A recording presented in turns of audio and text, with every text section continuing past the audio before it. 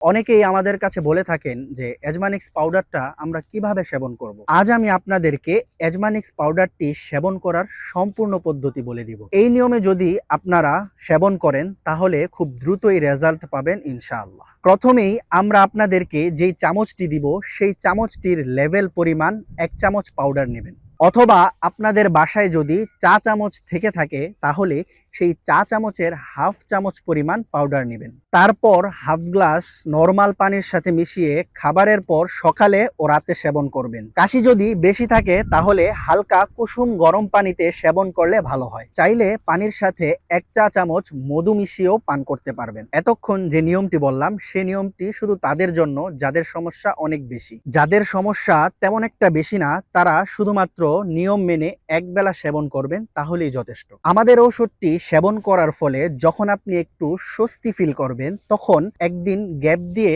তারপর সেবন করবেন। আমাদের ঔষধটি সেবন করার ফলে যখন আপনি স্বস্তি অনুভব করবেন তখন একদিন পরপর সেবন করবেন ইনশাআল্লাহ। আমাদের ঔষধটি সেবন করার পর যদি আপনি স্বস্তি অনুভব করেন তাহলে আমাদের ঔষধটিকে পলিথিনে পেঁচিয়ে রেখে দিবেন। তারপর আবার যদি আপনি কখনো সমস্যা অনুভব করেন তাহলে আবার একদিন পরপর সেবন করবেন। আর হ্যাঁ, খাবারের বয়স সীমাটা বলতেই তো ভুলে গিয়েছি। 8 থেকে 12 বছর বয়সী বাচ্চাদেরকে হাফ চামচ করে একবেলা খাওয়াবেন। আর 12 বছরের ঊর্ধ্বে যারা রয়েছেন তারা আমি যে প্রথমে নিয়মটি বলেছি সেই নিয়মটি অনুসরণ করবেন। আমরা ভেষজ পয়েন্ট পরিবার আপনার সুস্থতা কামনা করছি। আসসালামু আলাইকুম ওয়া রাহমাতুল্লাহি ওয়া বারাকাতুহু।